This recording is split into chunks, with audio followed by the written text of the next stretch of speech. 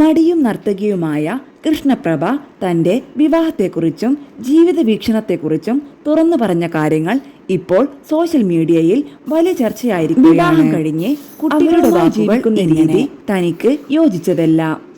ചുറ്റുമുള്ള ദാമ്പത്യ ജീവിതങ്ങൾ പലപ്പോഴും അസ്വസ്ഥത നിറഞ്ഞതാണെന്ന് തിരിച്ചറിഞ്ഞിട്ടുണ്ട്. തനിക്കൊരു ജീവിത പങ്കാളിയുണ്ട്.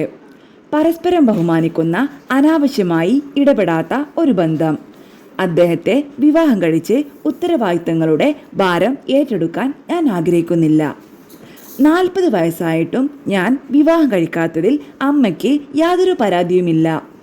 മക്കൾ സമാധാനത്തോടെ ജീവിക്കട്ടെ എന്ന നിലപാടിലാണ് അമ്മയ്ക്കുള്ളത്. വിവാഹ പ്രപ്പോസലുകൾ പലയിടത്തു നിന്നും വരാറുണ്ട്. ഞാൻ വിവാഹത്തിനായി കാത്തിരിക്കുന്ന ഒരാളല്ല. മറ്റൊരാളെ ബോധിപ്പിക്കാനോ ഉത്തരവാദിത്തങ്ങൾ നിറവേറ്റാൻ തനിക്ക് ബാധ്യതയില്ല. ആ സ്വാതന്ത്ര്യമാണ് എൻ്റെ സന്തോഷം.